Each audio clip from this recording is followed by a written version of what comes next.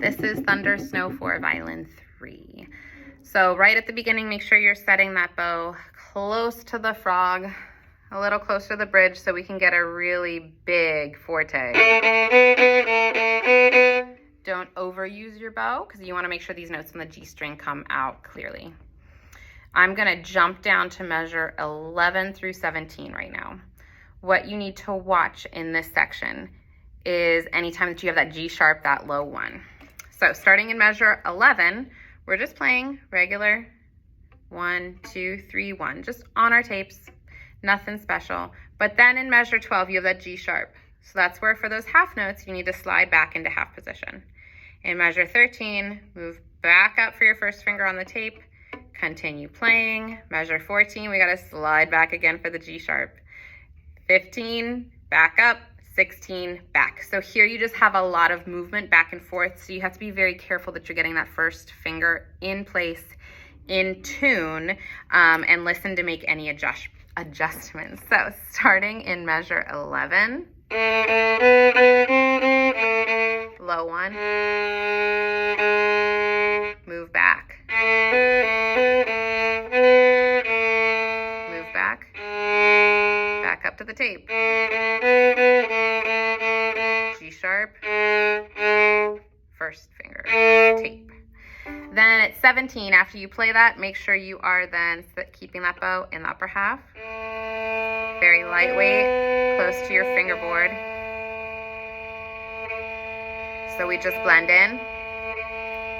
And then at 21, lower, more weight. Just to help make that difference in the sound. At 25, remember you are with the second violins there and you guys are listening for the cello and bass on beat 1. On beat 3, you're always playing off of them just to help get that rhythm. Jump to your second page, starting at measure 36, this little section here between 36 and 39. So on that first measure there at 36, make sure you have that low 2. Play the fourth finger that I wrote in your part so you can avoid a string crossing and use a lot of bow to help get all 4 of these notes in one slur.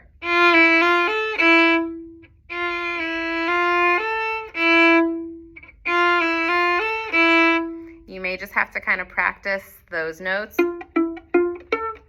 Pizzicato to help you get them before you add in the slur and the bowing. Following that, you have 2 beats rest, so make sure after you play that, you take those 2 beats rest to set your up bow, so you're ready to come in.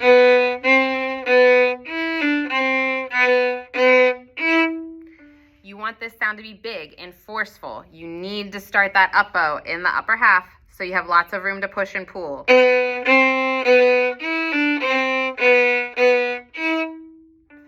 And then I'm going to go through our section between 41 and 49. I know this section is a little bit tricky for you guys. So the best thing to do just to focus on your notes is to put your bow down and pluck through it. That'll help you get the notes set correctly. Focus on your left hand and where you're switching strings, and then that way you can start adding the bow back in. So starting at 41.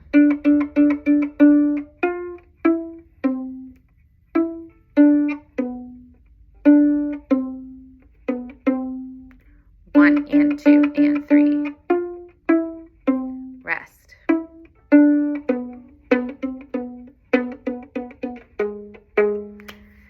The trickiest part to count is probably the last 2 measures, measure 47 and measure 48. Make sure you're playing 1, 2, 3, and 4. Lift. 1 and 2 and then slide that first finger back. 3, 4. So now we're going to add our bows at 41. Play it a little bit slowly. 1 and 2 and 3. Up. Reset up.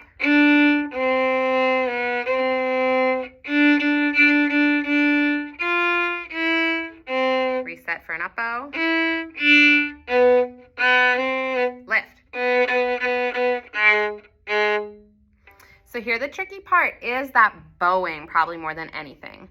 At 42, when you have that rest, you're ending on an up bow and then you have to play another up bow. So you have to make sure that you're lifting, giving yourself a little bit of room. So starting on 42, we have down, up, reset, down, reset.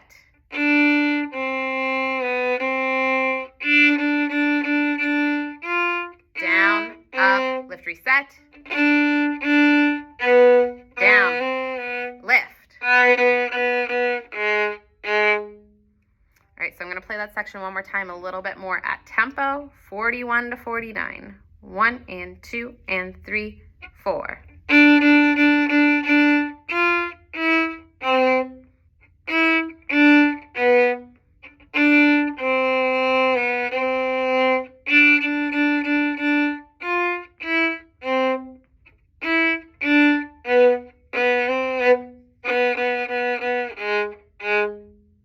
That puts you at 49. From here to the end, just again, watch those low ones for any G sharps. As you're sliding that finger back and forth, make sure you're really getting it in place. And then just watch the dynamic changes. Make sure those fortes, those fortissimos, you are lower in the bow, that you are closer to the bridge, so that you can use less bow and get a clear sound. I'm going to play through this whole piece for you at 104 on the metronome. Starting a little bit slow to make sure we get it clean so that we can eventually speed up in class. 1, 2, 3, 4.